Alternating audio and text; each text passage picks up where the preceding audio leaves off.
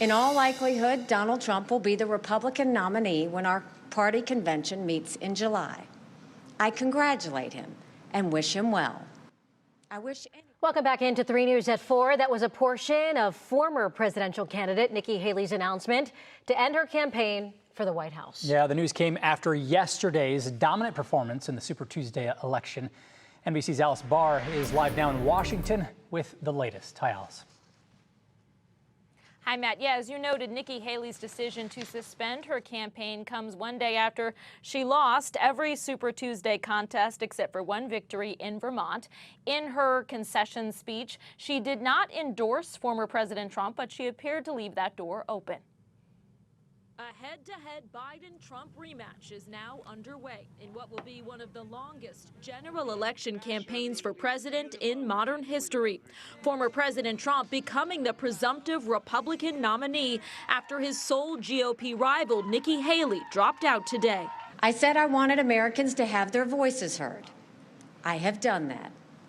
I have no regrets. Haley, who served as UN ambassador in the Trump administration, congratulated but did not endorse her former boss. It is now up to Donald Trump to earn the votes of those in our party and beyond it who did not support him.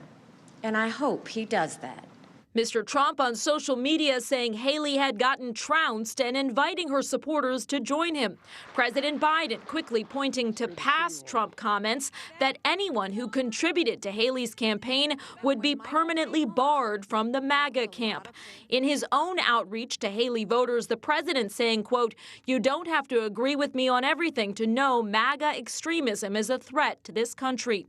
On Capitol Hill, holdout GOP lawmakers lining up to endorse former President Trump, most notably the Senate's top Republican Mitch McConnell, who's had a fraught Trump relationship. The only representative who endorsed Haley, moving quickly to back Trump.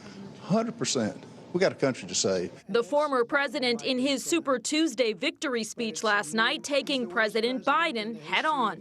As the president prepares for tomorrow night's State of the Union address, a chance to sell his accomplishments to the nation and try to boost his re-election bid. Even though Haley's departure unofficially kicks off the general election campaign, there are still primaries ongoing. In fact, next Tuesday, voters in Georgia are going to head to the polls, and this coming weekend, both President Biden and former President Trump will be campaigning in Georgia. Matt? Yep, in 2 weeks here in Ohio. Alice, what can we expect between now and the election in November? So we noted that this is going to be the longest, or at least one of the longest, we think the longest presidential general campaigns in modern U.S. history. It's also worth noting it's likely to be one of the most expensive and one of the most negative, because going into this, we have two very well-known candidates, but not particularly well-liked. There's not a ton of enthusiasm outside of the main solid base on either side. So what you're likely to see is a race to try to show how much worse the alternative is. That in other words, the negativity is likely to start sooner and potentially be more intense because each candidate views making the opposition look like the worst option as the best way to try to make their own case. So look forward to that, Matt. Okay, Alice Barr, live in Washington. Thank you.